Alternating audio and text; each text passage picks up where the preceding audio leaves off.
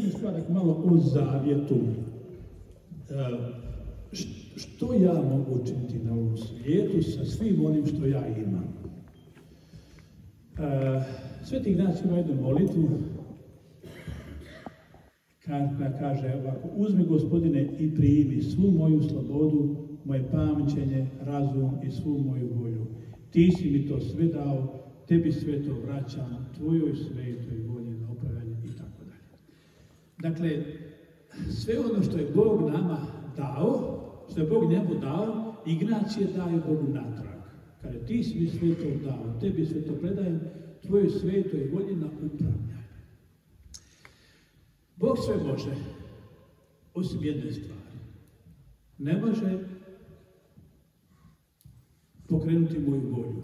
Dakle, moja volja je uvijek moja volja. On može sve oko mene napraviti, ne može umjesto moje volje učiniti ono što ja po svojoj volji mogu. Dakle, ne može on umjesto mene izabrati raj, ne može on umjesto mene izabrati da nema grijeha, ne može on umjesto mene izabrati obraćanje i tako dalje, tako dalje. To je u mojoj domeni. On meni dao slobodnu volju.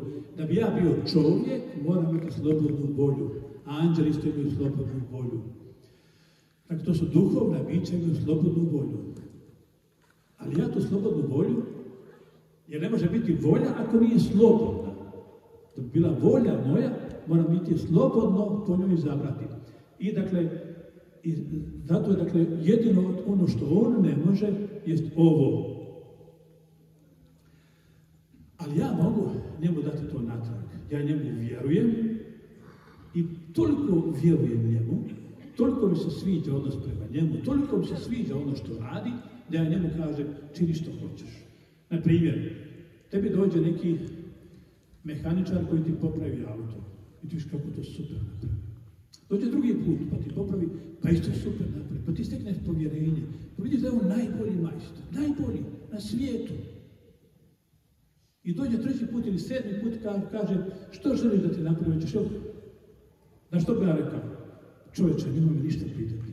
Radi što hoćeš. Šta me pitaš? Ti sve znaš i sve možeš. Šta ti me dok je meni objasniš?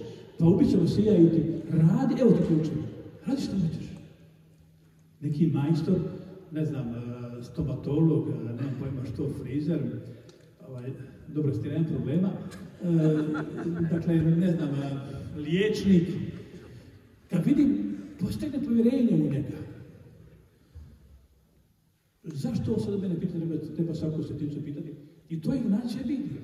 Pa taj Bog, to je tako mudro, to je tako dobro, to je tako plemenito. Da jednostavno ja ne mogu uopće sebi dopustiti više da ja propitujem bili ili ne bi ja ono što Bog hoće.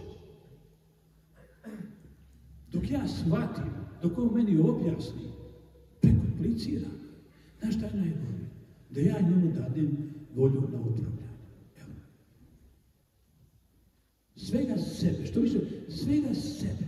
Ja mislim, kad je Ignacij to napravio, da je lebrio zrakom, kad je to rekao, kad je to molitvu iznjedrio, bio najsretniji čovjek na svijetu, najmirniji i najsretniji. Kažu da je ponekad levitirao, ta sigurno je, kad je to izrekao, pa čovječe, riješio sam se. Ali nisam pasivan, nego žarko želim sudjelovati u najljućim bitkama. Što više želim, ako treba i trpjeti i biti mučen, ali želim da Bog o tome odlučuje. Za njega ima jedna zgodna anegdota, za njega, inače su imali oni kao družba Isusova, imali su puno protivština, što je normalno, inače to razumio, pa iz Vatikana, što je normalno, inače to jako dobro razumio, dakle, i zašto dolazi i tako dalje. A potom je znao da je to Božje djelo. Ako su takve protivštine, to mora da je biti Božje. I oni su trebali imati neko zadnje vijećanje i da ih prime ih u Vatikanu, da nekako bude mislili ključno o tome što će biti od družbe. I te noći on imao viđenje i Isus mu kaže, bit ću vam milostiv u Rimu. I sam se probudi, što bi to moglo biti? Što bi to moglo biti? Biti milostiv u Rimu, znači, što bi moglo biti najveća milost? stanovništva, što bi mogla biti najveća milost. I sjeti se on. Pozove on svoje drugove ili prijatelje, su osnivače, kaže, znate šta, dečki, možda ćemo biti mučeni u Rimu. On je vidio da bi to mogla biti najveća milost. Najveća milost je to da i ja položim život kao Krist. Pa to je najlepša. Dakle, tako gleda u naš život. Dakle, nije imao tu neke narod, nije bilo to, nego drugačije to Bog vidio. On je bio spreman na sve, pa i na to. I zapravo imati takav odnos, dakle, tako shvatiti svoju ulogu u ovom vremenu i svijetu ovdje, da ne smije ništa stajati kao zapreka između mene i Božje volje, Božjega nauma. Zato, dakle, je kršćanin u stvari nalazi radost onda kada nađe tu relaciju. Ja se sjećam kad sam ja shvatio da mi Bog zove, da ću postati svećenik. Kad bi to kliknulo, jednom času mi je to kliknulo. Jednom časku sam shvatio što je zvanje. Jednom časku, to je kao bljesak. Sada ko shvatim što je zvanje. Za vrijeme jednog predavanja, da je Bogoslov ima jedno predavanje Svetom Tomi, uopće nema veze s time, ali meni se otvorilo i shvatim što je zvanje. I po toj definiciji sljedeće sekunde ja shvatim da ja to imam. Sljedeće sekunde ja u srcu govorim, Bože, obećajem ti, kadli, tadli, bit ću tvoj svećenik. Dajem ti. Dakle, to je ono, nemam vremena, nema šta čekati. Shvaćam, Bog me zove, dakle, što je zvanje, ja to imam, a moj odgovor je odmah. Ja sam bio tako da mene takva radost preplavila, ja mislim da je do 10 dana nije prošlo 5 sekundi da nisam se sjetio, ali ja ću biti svećenik. Vozim auto, dajem žmigavac, ja ću biti svećenik, druga, ali ja ću biti svećenik. Ma samo to odjeguje, pa ja ću biti svećenik, pa nevjerojatno. Što se god dovolja, a samo refleksija onako kao da eho neka odjekuje, ali ja ću biti svećenik. Pa čovječe, pa to je to, sad sve dobiva smisao, sve je sada Božje. Ništa više nije besmisleno. Jedno čekam kad će to biti, i da uskoro, ubrzo, za 11 godina sam postao svećenik. Od nas neće se vam to ide malo sporije, kadli, tadli, tako će više. Naći to da te Bog treba. Naći to da Bog treba sve tvoje, sve ono što ti jesi. Zato, zapravo, u biti, nas i crkva i poziva da mi prikazujemo sva svoja djela i sebe same. Zato, recimo, u Euharistiji, zato mi prinosimo darove, plod rada, ruku čovječih i tako dalje. A za time se hoće reći i poziva nas i otvara nam se prostor da mi prinesemo svega sebe u tu misu. Na oltar Božji, da Bog sve onda preobražava, da sve bude Božje. Jako je frustrirajuće stalno praviti obračun s Bogom, što je moje, što je tvoje. Kao da živiš u nekakvoj velikoj obitelji u kojoj su svi dobri, ali ti imaš svoje kalkulacije. Koliko košta ručak? Evo sada 3 kune, evo sada pol eura, pa ja sam dao salate, pa malo pa sada. Zamisliš tako funkcioniraš i tako dalje. Tako imati odnos s Bogom, takav kalkulantski odnos, jako frustrirajuće. Najbolje je svega sebe prikazati i sve ono što činiš i radiš staviti na tu burzu Božju koja se preobražava u Euharistiji, koja postaje Božje tijelo. Sve. I sad razlika među onoga što je bilo jučer, kad nisi sebe prikazao i dao Bogu, i danas, a radiš recimo u vrtiću ili u školi, nije bitno, je drastično. Sve je isto izvana, a sve je drugačije. Časna sestra koja je medicinska sestra u bolnici i medicinska sestra koja nije časna sestra, često je ogromna razlika, jer ova, dakle, nema nikakve svoje kalkulacije, ona samo gleda kako da se daje i sve ono što ona radi, što čini, zapravo čini za Boga, za Gospodina. A neka druga može biti da to radi da bi zaradila plaću. Pa je onda frustrirana, pa onda kasni, pa prekovremeno, pa ovo, pa ono. Časno sestru ne briga koliko je plaća. Velika, mala, povišica, šta nje briga povišica? Ona i tako dalje svoje poglavarici, ili stigla plaća, nije, veća. Ona samo gleda kako da služi. Nek nije ovo grijeh, nego je ovo lakše. Dakle, zapravo, na taj način, služeći Gospodinu, prikazujući svega sebe i sve ono što čini, u stvari, sve ono što čini, postaje nešto čime Bog zadobiva, stječe neko dobro na spasanje duša ili onako kako on svom naumu hoće, svoje ekonomije spasenja svjera kako hoće. I uistinu, dakle, a može biti da ja to sve trpim, ali to ide u vjetar. Jer ne prikazujem to Gospodinu, nego to nekako se sam s tim borim i tako dalje.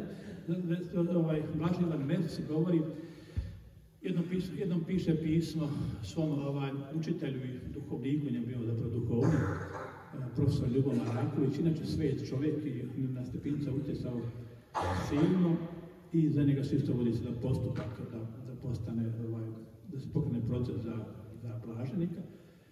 I piše on, uvijek s njim ostao u kontaktu, i piše on njemu iz Pariza, razmišljajući o žrtvi. Govori o tome, kaže, kakva šteta ovi naši bolesni po bolnicama. Toliko toga već trpe. Ali to odlazi u vjetar jer ne prikazuju svoje trpljenje za spasanje. Kaže, kad bi samo pokupili ovo što oni već trpe, te bolesti po bolnicama, i kada bi samo, koji su već, dakle, su bolesni, kad bi oni samo to prikazali za svoj narod, hrvatski narod bi se učas sad obratio. Stepinac Blaženi, dakle, on tako vidi u duhu, razmišljajući o smislu trpljenja i žrtve i tako dalje.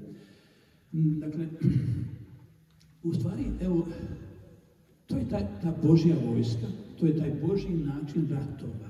Na njega se moramo naviknuti, on nama gleda nam skroz neprirodan i treba neko vrijeme da u to urmimo. Ali te bitke se događaju ovdje i šanse su ogromne.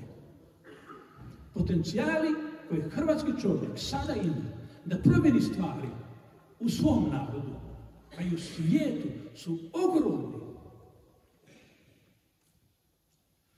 Bogu uvijek treba samo ono što ti možeš, da bi ti Bog dao sve što tebi treba. I kada dođeš, postaneš prosjak koji ništa više nemaš, koji si sve izgubio, sve prokuckao, kao onaj sin razredni, više ništa nemaš. Niti si završio škole, niti imaš posao, zdravlje si izgubio, ne znam ni ja, uskoro ćeš umrijeti, rak te puca, što ja znam, i teški si griješni bio. Nitko na tebe ne bi dao centa, jer ti ništa ne možeš dati. A dolazi Bog, kaže ovako, daj mi to što imaš. Daj mi samo ono što možeš, što realno možeš. Budi spreman dati ono što realno možeš. Meni će to biti dosta. A ja ću dati sve što ti treba. Zamisli koja je trgovina, zamisli koja je ekonomija. Ti si na dnu dna si. I kaže, daj mi samo onoliko koliko ti realno možeš. A ja imam sve i ja ću dati sve što ti treba.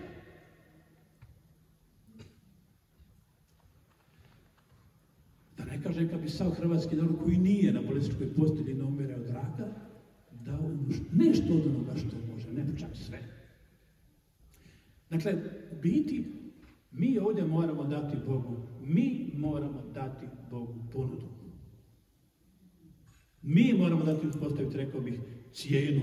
Mi moramo nuditi Bogu zagrad.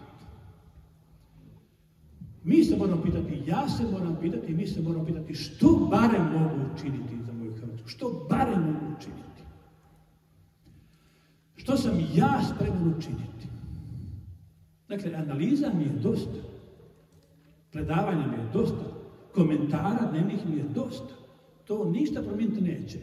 A nisam protiv, nastaviti i pričati. Ali to ništa promijeniti neće. Mene samo zanima priča koja otvara neka vrata. Kuda, kako dalje, kako nešto promijeniti. I što barem možemo učiniti, što barem mogu učiniti. Evo što mi je na srcu, mogu izreći što mi je na srcu. Stvari nisu dobre, katastrofe, Nemamo vladu i politiku koja diše u kršćanskom duhu. Odavno je nema. Nemamo institucije koje su se oslobodile od komunističkog duha. Nisu nikada možda ni nastale. Nemamo možda ni lidera dovoljno među... Možda imamo, možda nemamo, zavisi kako ti misliš, reći što god misliš. U katoličkoj crkvi treba nam svetih ljudi. Nemamo možda i svojih civilnih inicijativa. Nemamo programa za branitelje. Nemamo centra, nemamo duhovnika, svećenika koji se njima bavi. Nemamo jedno, nemamo drugo, nemamo treće, nemamo peto. Treba ovo. Ima mnoštvo dobrih stvari, ali toliko toga mi fali. Što ja mogu Bogu ponuditi? Tu počinje priča. Nešto nije u redu. Dobro, razumijem. I gore je nego što misliš. Dobro, to znam. Nego idemo ovako. Što ti možeš ponuditi? Što si spreman ponuditi? Što si ti spreman ponuditi? I sigurno ono što ti možeš ponuditi je sasvim dovoljno da Bog dadne sve što ti treba.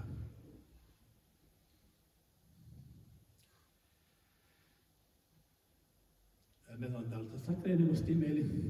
Dakle, zato, evo, pozvao bi ovdje da dođu malo bračni par Čelić. Ili Čelić ili Čelić, kako sam? Čelić. Dvoje mladih, bračni par, kojima je Marijanski zavjet za domovinu, mladi, Marija se smije, obilježio nju.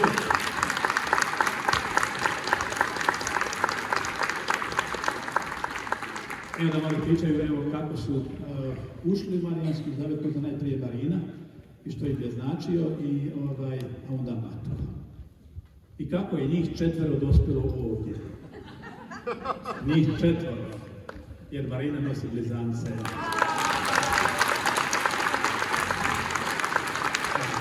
Marina je ovdje, da ti to ne vidio dođe ovdje. Možete mi slobodno upadati iz drugove u riječ? Ko da on smije.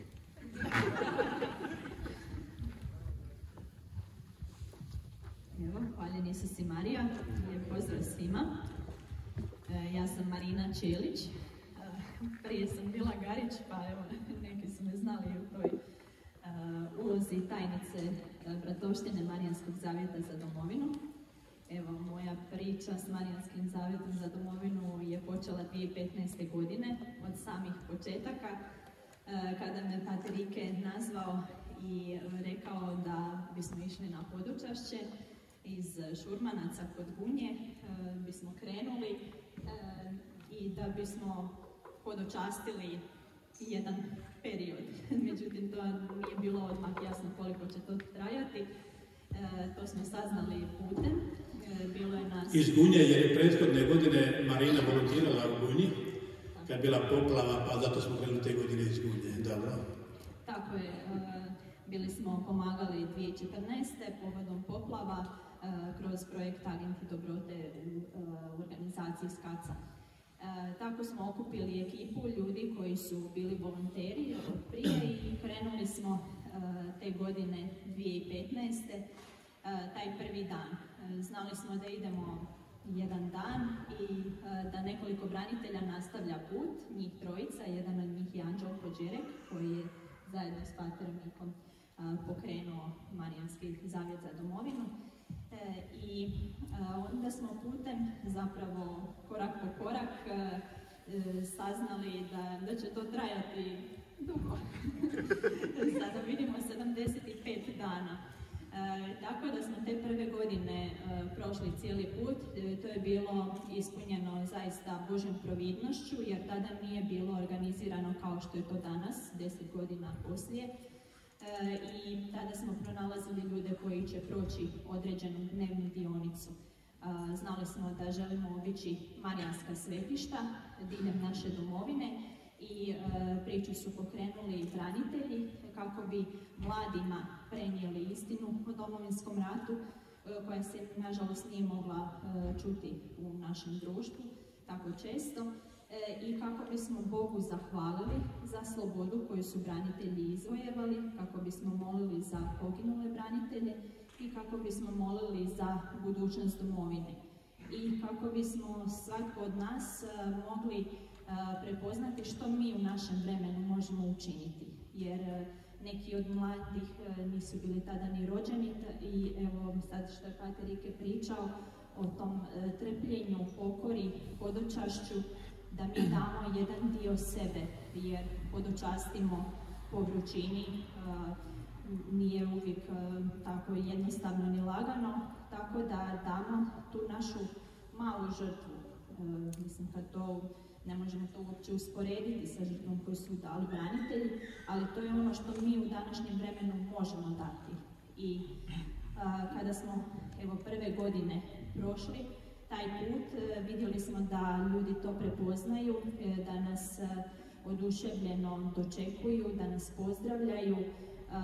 Nisu ni znali tko smo, oni su nam iznosili kolače, donosili sendvič, čašu hladne vode i evo zaista smo vidjeli da je to Božje djelo, evo već tada.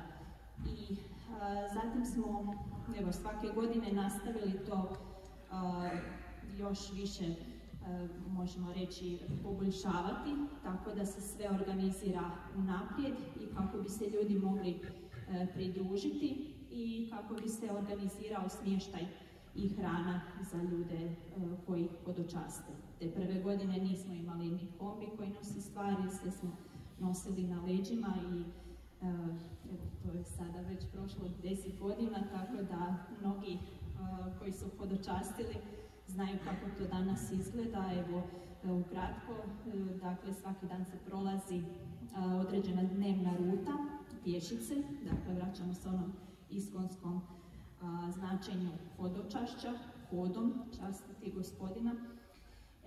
I prođe se otprilike 20-ak kilometara, najkraća ruta je negdje oko 12-13 kilometara, a najduža oko 35-36 kilometara u jednom danu.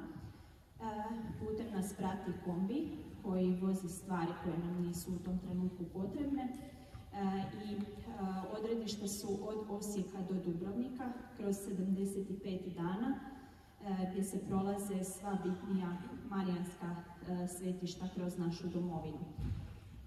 Osim glavne te rute koja iznosi 1700 km, postoje i priključne rute jer su ljudi govorili da bi htjeli da se i njihovo mjesto uključi u taj hodočasnički put, tako da se priključna ruta spajala sa glavnom hodočasničkom rutom. Evo, svaki dan se pređe taj put i imamo svetu misu, u hodu se moli, Gospina krunica, krunica Božjeg milosrđa, dakle puno molitve, ali i duhovnog razgovora, dakle ljudi se na taj način povežu i evo, nastaju duboka prijateljstva, pa evo i ljubavi. Vidjeti sad i ovaj primjer, imali smo dokumentarni film u kojem sam nešto slično govorila, ima puno lijepih priča, pa evo sad jedna je od njih i naša. Desilo ti se. Tako da,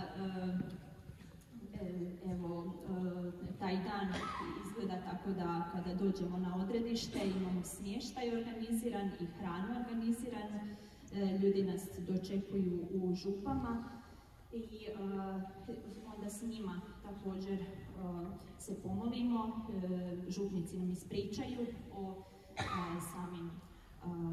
o svojoj župi i župljani se uključe i evo od srca se zahvaljujemo svima koji nas dočekuju na tom putu i koji pomažu i na taj način ugrađuju sebe da dočekaju hodočasnike i pripremi sve što je potrebno. I evo, htjela bih svima reći da je to prekrasno iskustvo koje potiče druge da se uključe. Može se svatko uključiti na jedan dan ili na više dana.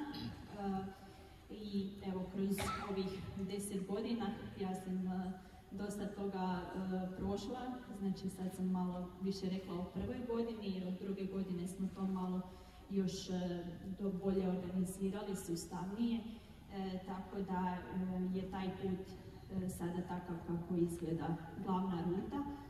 I evo, ja sam se onda svake godine, ljudi obično kada dođu prvi puta, to je nekako prvi korak najteži. Ljudi kažu, čuli smo za to, htjeli bismo ići, ali dogodilo se nešto, nismo mogli doći. Bude puno napasti da ne dođemo, kako ćemo mi to, kako ćemo, ne znam, spavati u dvorani, urećeno za spavanje, jer je, dakle, smještaj najčešće tako skroman, podučasnički. Ali evo, to nas isto uči da znamo biti zahvalni i cijeniti ono što imamo u našoj svakodnevici.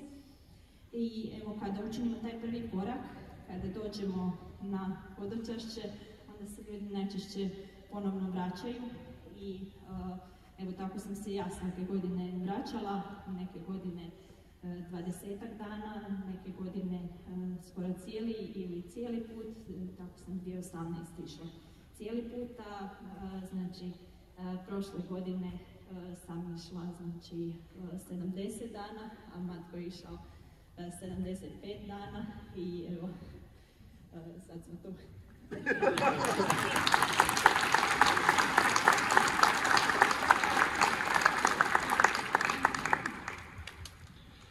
Pa evo, ja sam došao na Marijanski 9. već na gotovo i kombi i sve je bilo već organiziran, tako da nisam imao ovih problema u početnim godinama. Sa Marijanskim se susrećem 2022. godine. Ja, za razliku od Marine, koja je tu cijeli život u vjeri i tako pri crkvi, tako ja dolazim iz pakla.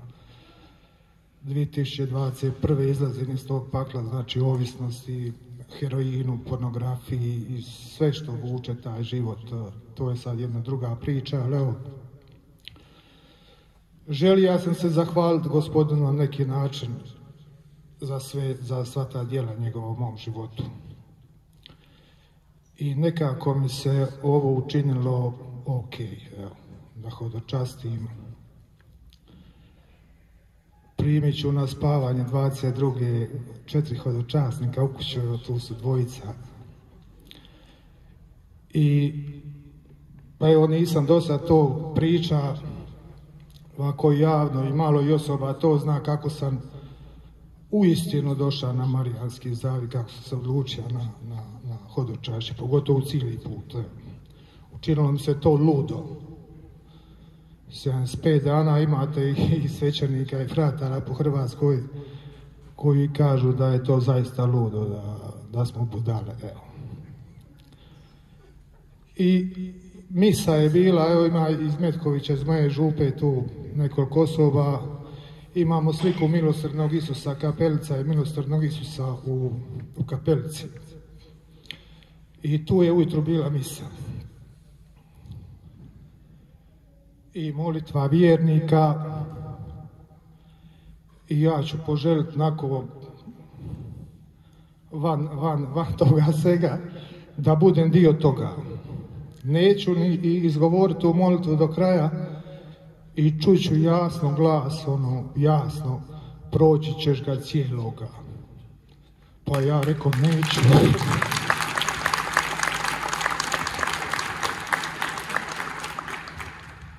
Šta to znači uopće, nemam pojma, 75 dana, dođe tu neka u Međugorje pješke, ali 25 km, ali 75 dana tako činilo mi se nemoguće, totalno. I sad, to je bilo 8. mjesec 22. Ja se ne mogu osloboditi toga nikako, evo, ja to sve odbacivam, počet ću negdje kalkulirati u 10. mjesecu, u koliko godina to da napravim, evo. 5, 7, dugo mi je to, kako će, ali cijeli period ja kupujem sad vriću za spavanje, pa jedne tene, pa druge tene, majice, ali sumnjam tako da me boli ta sumnja, evo. I doći će i prijave za Marijanski zavjet i sve, ja još ne znam kako ću to popuniti. Ajde, 10 dana, pa ću 14 dana, pa ću do Zagreba, ajde, do Zagreba ću. I popuni ja taj upitnik i reću, gospodine, daj mi znak, nervozan sam, agresivan sam, mučim se, evo. I dođe mi mail, krivo ste popunili upitnik. Ja rekao, ne, sinu, evo ga, sad ću ga popuniti kako treba i prijavim se za sve, evo.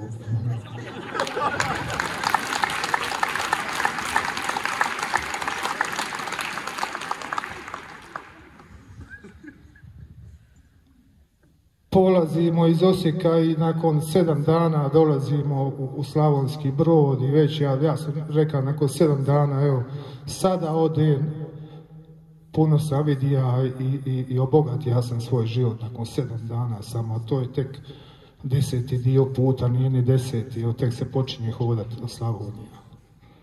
I tu ću upoznati Marinu negdje tamo ona bi prve te dane pojavila se, pa bi ošla, pa bi, ne znam, evo.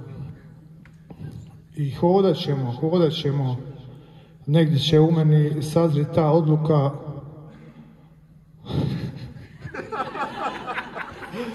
Misto se zove krivi put, evo, kada častim.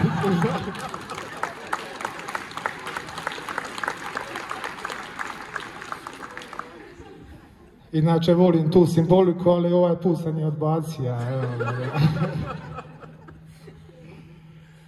I tako, evo, 75 dana smo hodali, 70 dana smo bili zajedno. Negdje tamo moram priznati, ja sam osjećao čitavim putom kako rastem, to je nešto nevjerovatno. Došao sam tu zbunjen malo i nesiguran i cijelo vrijeme moram ispoštovati ovo sada, neću iznevjeriti Boga, razumijete? I tamo negdje ispred Knina, Kistanja, mi otekne noga iz čista mira, neka bol i na rubu sam odustajanja. I sad opet propitkivan onaj glas koji sam čuo u kapelici. Je li istina? Koji sam glas čuo to? Sumnje. Znači do Sinja opet, do Gospe i tu pristaje sve kad sam došao tu prida Gospi i Sinj se dolazi pred Veliku Gospu 13. mislim da smo bili u Sinju i ja sam levitirao, ako što kaže za neke svece do Dubrovnika, evo. Onda smo analizirajući našu vezu i sastajanje Marina i ja zaključili da smo pokazali svoj osjećaj jedno drugome 10 minuta iza ponoći na Veliku Gospu, evo. Proložaj zove.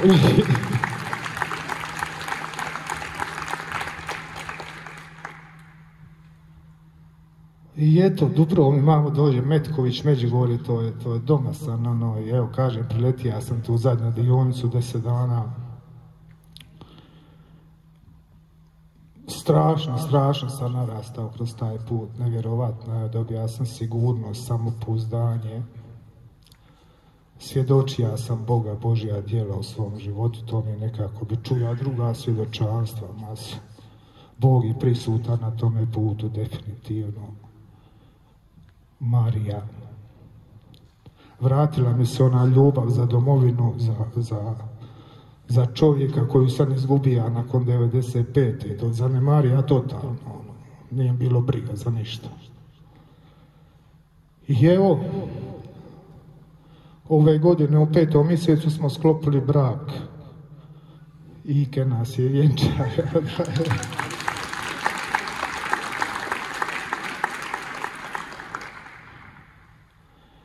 Pa eto, 23. sam pošao sam, sad nas je 4, ove godine smo hodočastili isto, i bilo nas je 4 na putu i ove godine bili smo jedno 15 dana i tako, evo. Evo, ja bih mogla još malo dodati, znači ovaj prvi dan kada je Matko išao 2022. na hodočašće.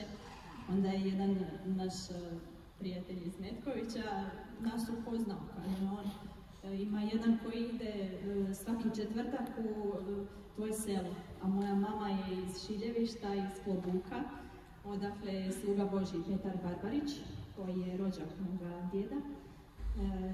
I kaže, evo, pa da vas upoznam. Ja sam tamo dolazila, mislim, u Hercegovinu tijekom svog djetinjstva kod djeda i bake, tako da sam dosta vezana uz to mjesto i tako smo se mi upoznali te 2022. kad je matko jedan dan hodočastio. Ali od tad to meni nije tako ostalo baš upečatljivo. I sad kad je 2020... Nije ni meni. Kad je 2023. matko odlučio ići cijeli put, zove mene oduševljeno Ante i kaže on, znaš šta ima nova, ide naš matko cijeli put. A ja onako mislim se, pa meni je drago da se neko odlučio ići cijeli put, ali treba se sjetiti koje. I ono kao, šta ja imam s tim? A evo sad je ispalo da... Da, evo, Petar Barbarić je definitivno bio veliki znak. Ja sam takav sada da tražim znakove, evo, volim to, nekako strah me, ali baš kad moram da potražim znak, evo, tako sam tražio znak i za Marinu, je li to. I kroz cijeli ovaj period i tek sam joj neki dan to rekao. I dobio sam 3 puta znak kroz snove, istu noć, znači istu noć, sva 3 puta Marina. I čak sam bio u napasti da pitam i 4. puta. Nisam smija. I evo, kroz taj put možemo reći da smo se bolje upoznali i evo, kad smo se upoznali to kroz Slavoniju, ja sam rođena u Slavonskom Brodu i tako smo nekako baš prema Brodu hodočastili i kako mi molimo i sad nema tamo interneta, tražimo zazive Božjem milosrđu i sad neko kaže pa zna matko. I dobro, sad izmoli on zazive na pamet. Ja si pomislim, pa evo ovo je baš kako bi trebalo biti da što moli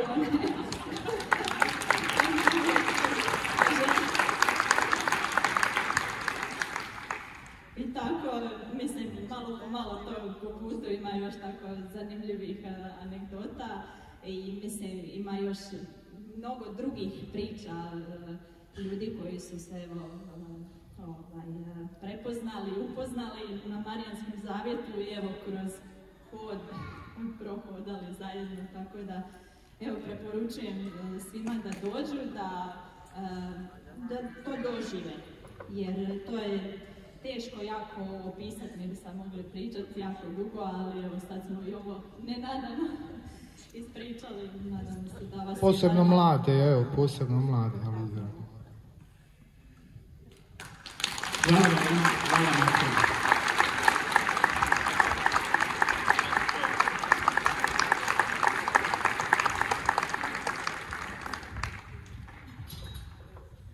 Evo, dakle, Marijanski zavjet je,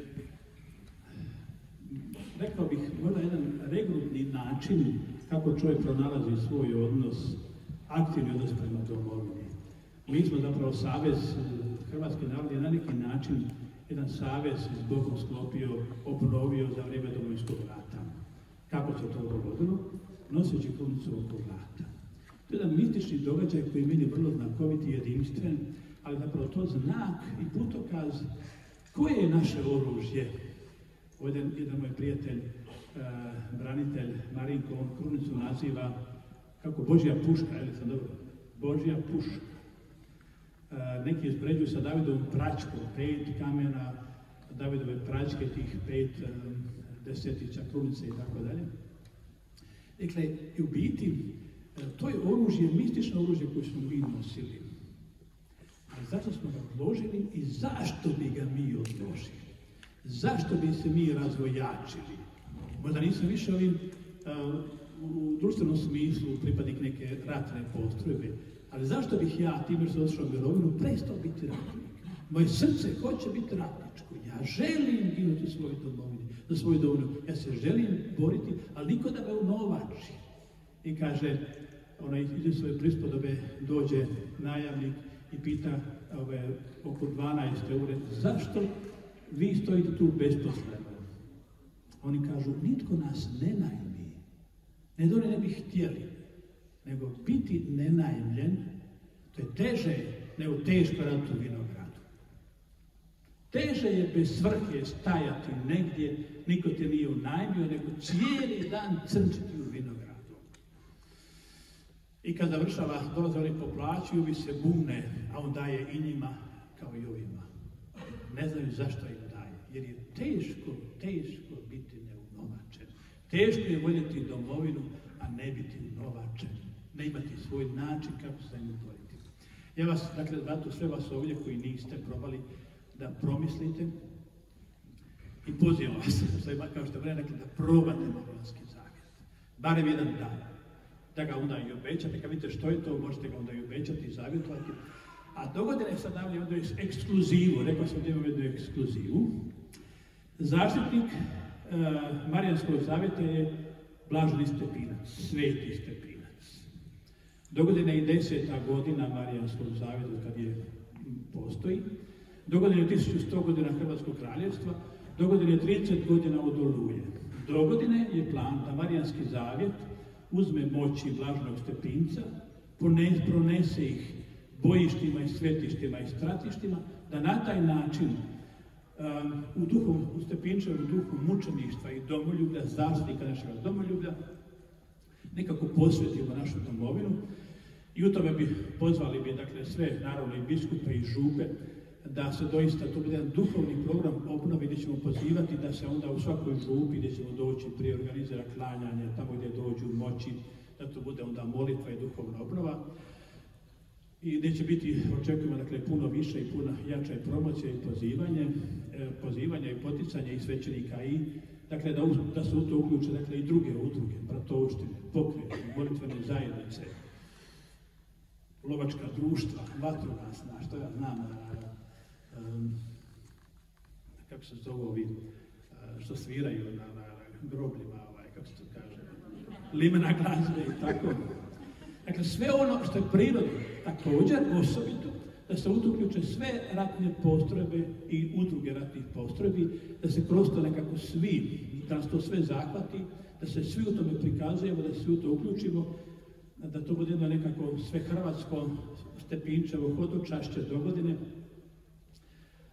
I o tome ćemo, dakle, već smo napisali jedan projekat Američkoj biskupskoj konferenciji, da nas malo podrži financijski rad ćemo,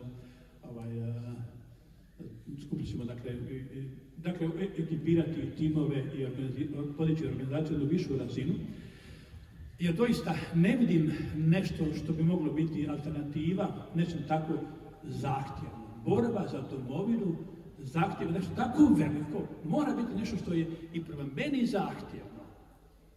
I ne može to biti samo molitva. Mora biti ono što ja činim, što ja od sebe dajem, što ja mogu dati, što barem ja mogu dati sigurno. A Bog ima sve. I problem, dakle, razlog nerješavanja naših problema nije što Bog neće i što Bog ne ispunja svoje i što Bog nije spreman ispuniti svoje, nego što mi ne nudimo ništa, što mi nismo spremni ispuniti svoje. A često za toga stoji samo neznanje, neshvaćanje zapravo.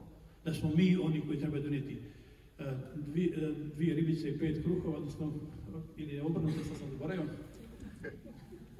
Kako ono ide? Dobro. Ima više varijanti.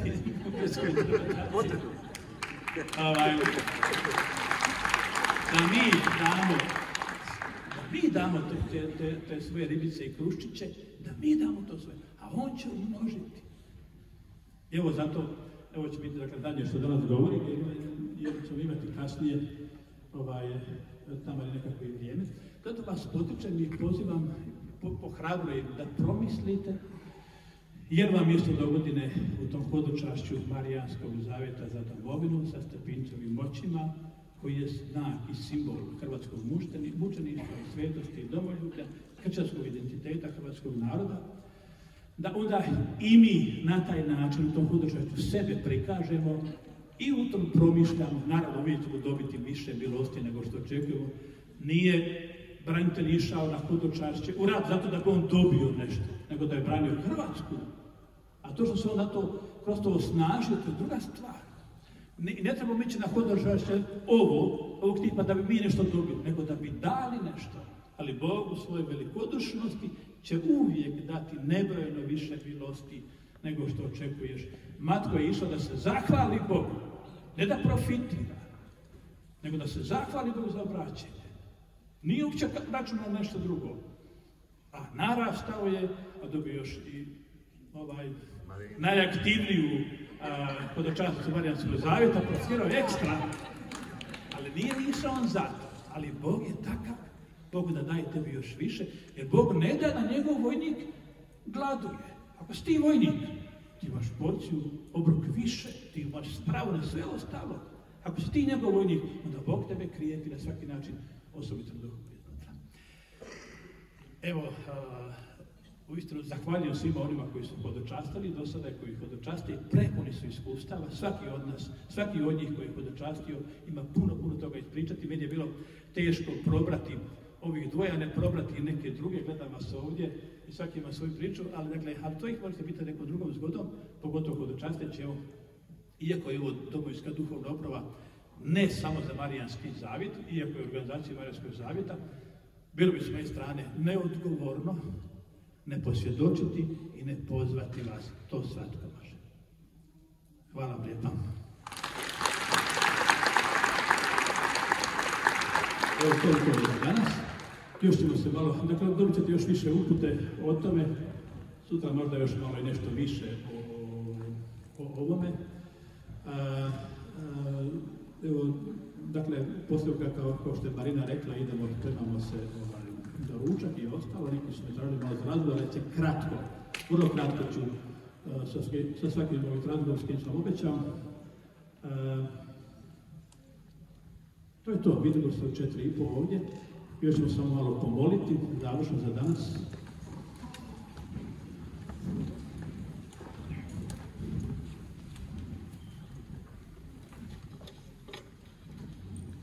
Lijepi vas je broj danas, Bogu hvala. Ako imate još nekoga pozva da sutra dođe, pozovite, vidite da ima još mjesta. Gospodine, blizi stvari, plemeniti, vjerni, Gospodine, koji si opet tako blizu, koji mi je tako stalo, koji mi je uvijek tako stalo. Hvalim te i slavim Tvoju vjernost, Tvoju blizinu. Ti je, Gospodine, koji uvijek imaš odgovor na sve probleme, koji ljubiš moj narod, više nego ja. Ti si mi to dao, da me boli bol moj naroda. Samo ti možeš. Ti si mi to dao, da mi je sveto ono što je sveto mojemu narodu i tebi sveto. Sve te sva ta mučeništva, sve te ljubavi, sve te vjernosti, sve te dobrote, sve te ljepote. I zato mene srce boli, jer tebe boli, jer to tvoje djelo, tvoje stvaranje, tvoja prisutnost, to ti ne možeš podnijeti da propada moj narod, tvoj narod. Hvalim te i slavim, Gospodine, što i mene dobićeš, ohrabruješ i pozivaš da se stavim da raspolagam tebi u služenju domovini. Ohrabruj, Gospodine, sve one koje dotičeš svojom milošću, ohrabruješ da se odluče na hodočašće Marijanskog zavjeta za domovinu.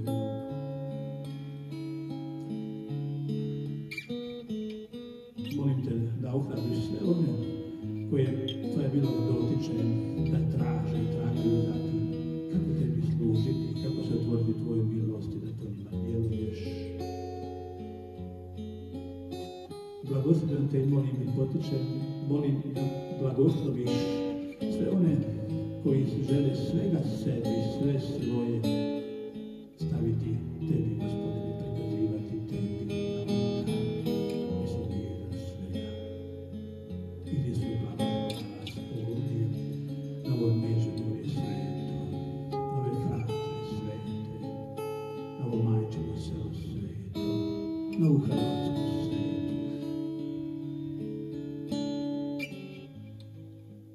Dove svoje sveti koje podižeš i danas, jer sveti možeš da se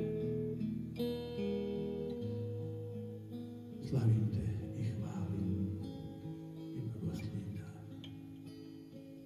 Slava Otcu i Sinu i Duhu Svetom, kako je bio na početku, tako je i sada i vazda i u vijeke. Aleluja.